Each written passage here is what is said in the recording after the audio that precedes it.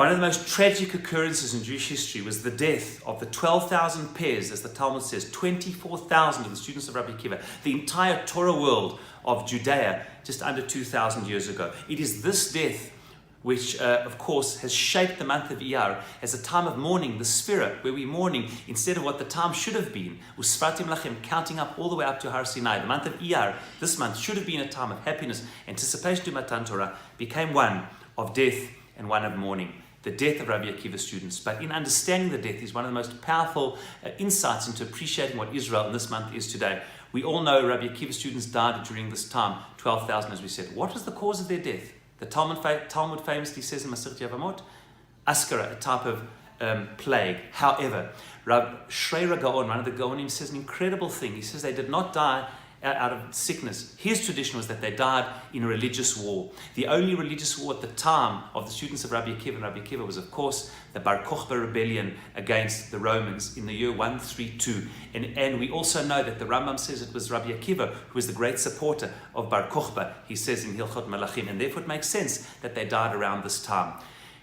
Such a powerful thing. You know, it's erroneous to think, we think that with the destruction of the temple in the year 70C, the second temple, the Jews went to exile. It is not true. Yes, the temple was destroyed. Yes, tens of thousands went to Rome and were taken slaves. But the vast majority stayed in the land, says the historian Josephus, that 59 walled cities. Thousands, hundreds of thousands still lived in the land. When did that come to an end?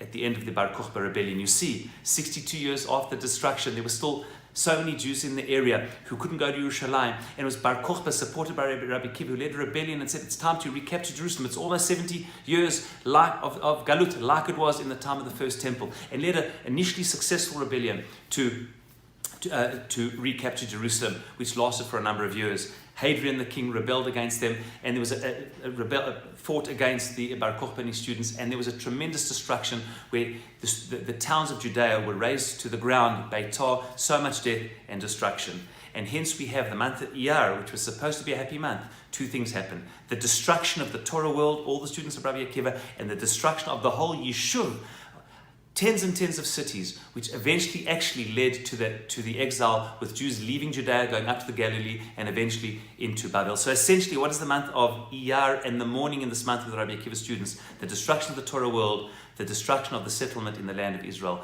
Both of these, incredibly, in the modern month of Iyar, are beginning to be rebuilt. Hey Iyar, the sovereign return of the Jewish people to the land, bringing millions of Jews back, as we said last week, and of course the rebuilding of the Torah world today. Yerushalayim took place on the 28th of Iyar in the coming weeks. The returning to the soul, to the spirit of Israel, the returning of millions of Jews in the largest Yishuv, settlement of Jews that we've ever had in the land of Israel, and the largest amount of Torah learners that we've ever had. This month of Iyar is doing a tikkun, rectifying the death of Rabbi Akiva's students through the rebuilding of the Torah world, and the destruction of the Yishuv in Eretz Israel by the rebuilding of a society in Israel today, flourishing physically and spiritually like never before, that we celebrate and are uplifted through this incredible month of Iyar as we approach Chag Matan Torah.